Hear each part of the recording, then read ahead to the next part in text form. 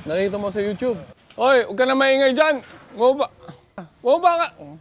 Sino? Si Kong TV nga, mahirap nang baguhin kung may mga konting diferensya. So hanggat maaari, kumbaga pag nakatiwangwang or bukas pa yung ating structure. Magandang araw Pilipinas, kamusta kayo dyan? So sa araw na to, pag-uusapan natin ay tungkol sa tie beam. Ano nga ba ang tie beam? Ano ang kahalagaan nito? Sa mga bahay, bakit ba gumagamit ng dalawang tie beam? So ano pa yung mga ginagampanan nito sa struktura natin? So ayun, pag-usapan natin yan. Samahan nyo ako para silipin natin yung isa nating project site.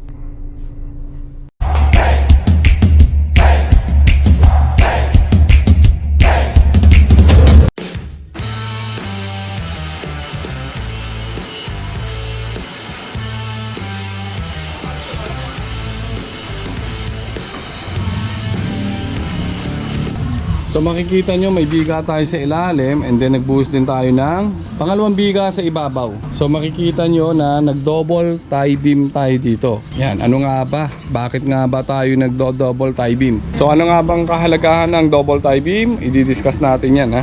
So dito meron tayo sa ilalim at meron din tayo dito na biga sa upper part. Makikita nyo, nakakonect dun. And then ito naman, may biga tayo doon. And then may bago tayong bigang gagawin pa dito para i-connect sa mga poste. Tayong poste and then biga. Sa ilalim nakabiga pa ulit tayo. Ano ba yung kahalagahan ng tie beam? So bale ang tie beam ay dinadagdagan ang tigas ng struktura para mas maging firm at stable ang buong structure ng bahay. Nakakatulong ito sa mga columns para kung sakali magkaroon ng settlement or sakali magkaroon ng mga movement, maiwasan yung mga paggalaw, yung mga deflection at saka yung pagbaliko ng column. So typical na haba ng column, mga 4 na metro mahigit, kailangan na natin ng tie beam. Ang double tie beam ay mahalaga para masuportahan ang effective length ng column at maiwasan ang buckling. Katulad dito sa ginagawa nating structure, ang lote nito ay hindi pantay sa kalye kundi nakulubog lalo na sa bandang dulo. Kaya malalim ang pundasyon nito, ang resulta magiging masyadong mahaba o mataas ang columns kaya nangangailangan tayo ng suporta ng dalawang tie beam. So dito naman sa likod, bakit tayo nag-asintada? Para ma-secure lang natin yung lugar. Ganun pa rin, nauna yung mga poste natin and then nag-asintada tayo. So doon sa mga nagpagawa ng bahay or magpapagawa pa lang ng bahay, nag-double tie beam ba kayo? Please comment down below.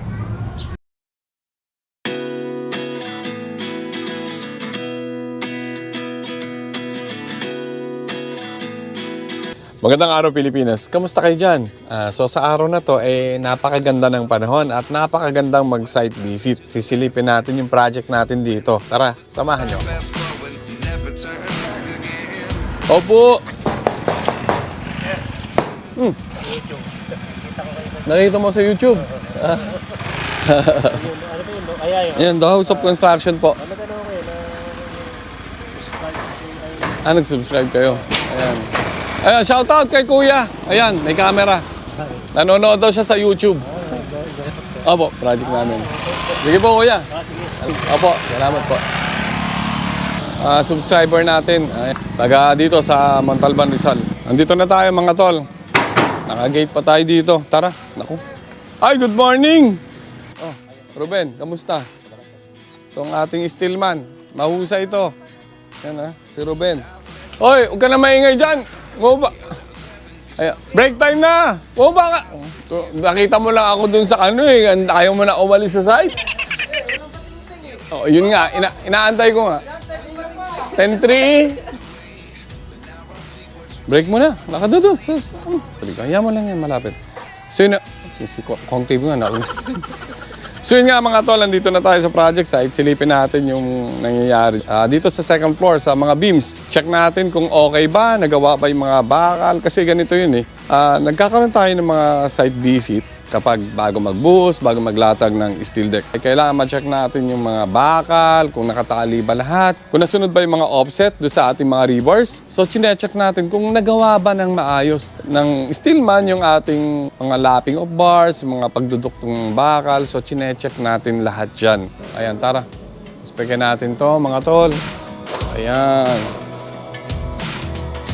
Ayun Ang ganda.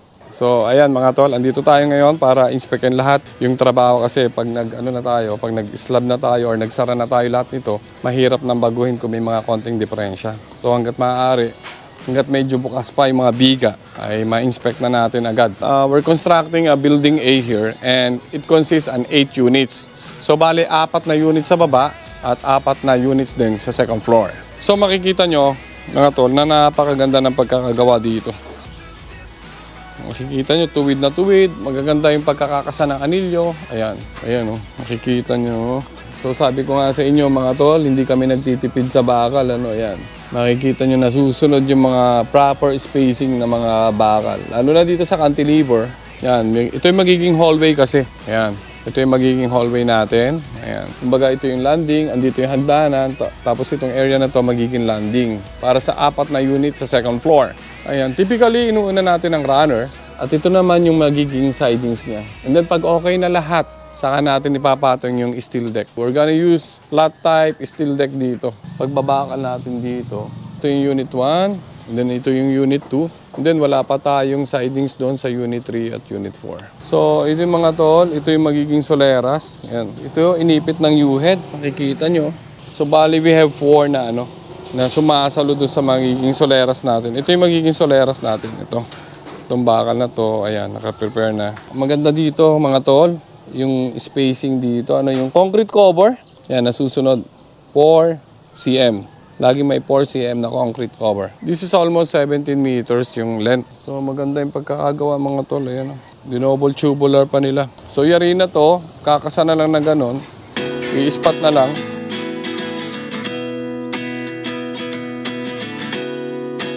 Yung poste natin, inipit yung biga. Makikita nyo, ayan.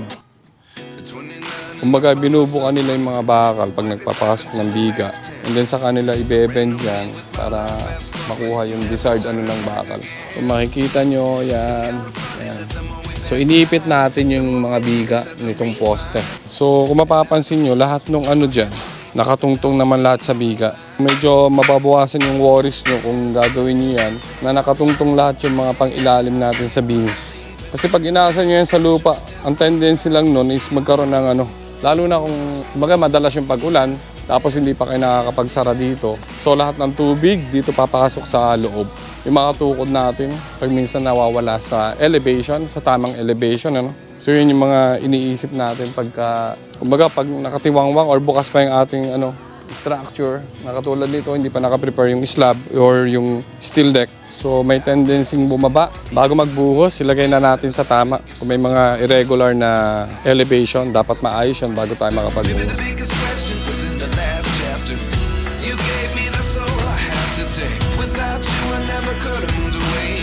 Now I see what you teach. I do believe I always should have stayed.